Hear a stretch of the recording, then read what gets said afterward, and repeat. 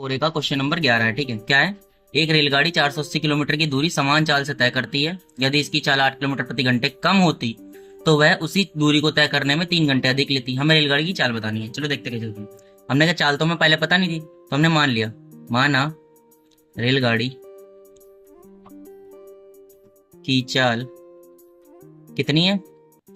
x kilometre प्रति घंटा। ठीक है, कोई दिक्कत? तो मैं चाल तो पता नहीं थी, तो दूरी तो फिक्स्ड है ना। दूरी कितनी दी गई है? दूरी 480 किलोमीटर दी गई। ठीक है, तो क्या इन चीजों के चलते तुम समय निकाल सकते हो? 480 किलोमीटर की दूरी तय करने में लगा समय कितना हो जाएगा? क्या 480 बटे मैक्स होगा? कैसे हुआ? समय का तुम लोगों ने फॉर्मूला पढ़ा होगा ना। समय बराबर क्या होता है? दूरी बटे चाल। ये तुम्हें वहां चाहो तो लिख सकते हो, दिखा देना। अब देखो दूरी कितनी थी? 480 किलोमीटर फिक्स थी। चाल तुमने कितनी मानी थी? x, तो लिख दिया। कोई दिक्कत है? वो तो बताओ। दूसरी स्थिति क्या बोल रहा है? दूसरी स्थिति में उसने ये किया है कि दूरी जितनी थी वो फिक्स थी। ठीक है, लेकिन अब क्या किया? चाल को कम कर दिया। तो चाल को अगर कम किया गया तो देखो 8 किलोमीटर प्रति घंटा चाल कम करने से चाल कितनी हो जाएगी? x थी, उसमें 8 किलोमीटर प्रति घंटा कम कर दिया, इतनी ही चीज भाई। करने से चाल कितनी हो गई? ये कितनी हुई? चाल है ना ये। कोई दिक्कत है? यहां लिख दे रहा हूं चाल। ठीक है, बताओ। चाल x-8 हुई। अब ध्यान से देखना, मैंने कहा दूरी कितनी थी? यहां भी दूरी फिक्स थी, दूरी 480 किलोमीटर ही थी। तो फिर से भाई, तो इस स्थिति को तय करने में कितना समय लगेगा? हम डायरेक्ट लिख रहे हैं। ठीक है, यहाँ तो मैं थ्योरी लिखनी है, तो समय कितना लगेगा? 480 बटे में x-8 भैया, इतना ही लगेगा ना। ये समय लगा। ठीक है, लेकिन उसने कहा कि 3 घंटे अधिक लगे। ठीक है, तो देख तो कैसे? हमने कहा दोनों का डिफरेंस ही तो हमें दिया गया कि 3 घंटे अधिक लग रहे हैं। तो क्या हम इस चीज को ऐसे लिख लें, या फिर समीकरण बनाना हो तो ऐसे बनाओ। 480 बटे x-8 और बराबर में 480 बटे में x। कितने घंटे लगे थे? 3 घंटे अधिक लगे थे, 3 घंटे जोड़ दिए, तब तो दोनों इक्वल हुआ। अब कुछ नहीं करो, ये इधर वैल्यू सेम दिख रही है, सेम जाति का, ये भी सेम जाति, एक तरफ कर लो।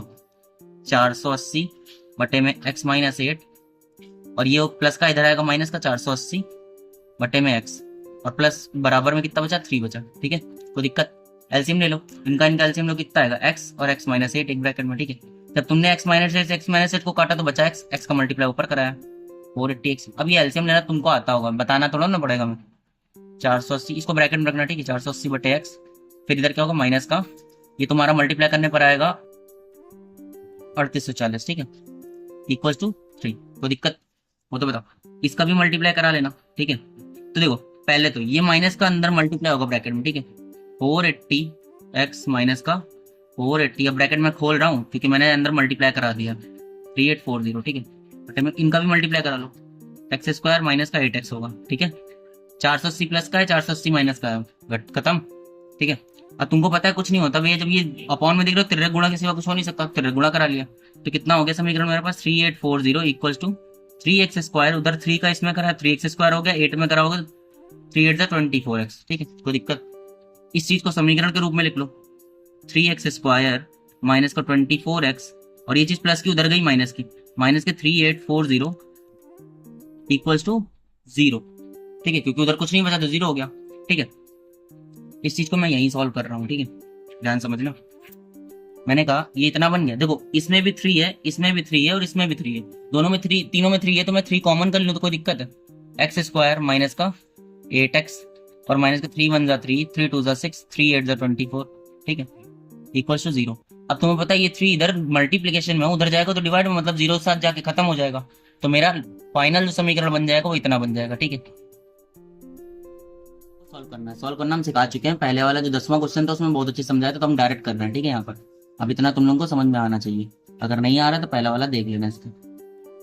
ठीक है, जब इनका करोगे तो देखो 40x माइनस 32 करोगे तो 8x आता है, इन्हीं दोनों का मल्टीप्लीकेशन कराते तो 1280 आता है। ठीक है, तो अब इन देखो दो दो को पेयर हमने बोला था बनाना, इसमें कॉमन लिया तो x-40 बचा। ठीक है, इधर 32 कॉमन लिया तो इधर x- इधर भी 40 बचा। तो एक ब्रैकेट में x-40 दोनों में कॉमन है, तो एक ब्रैकेट में कर लो इनको, जो बचा हुआ है उसको एक ब्रैकेट में कर लो। और तुमको मैंने बोला था ना जब कभी एक्स की वैल्यू फाइंड करनी है तो हमेशा निगेटिव वाला पार्ट लेंगे, पॉजिटिव वाला नहीं लेंगे, तो वो क्योंकि इफेक्टिव होता है। अब ये सीधा वैल्यू देती कितनी 40, एक्स की वैल्यू कितनी आ गई 40 किलोमीटर प्रति घंटा, और यही तुमको निकाल के देनी थी।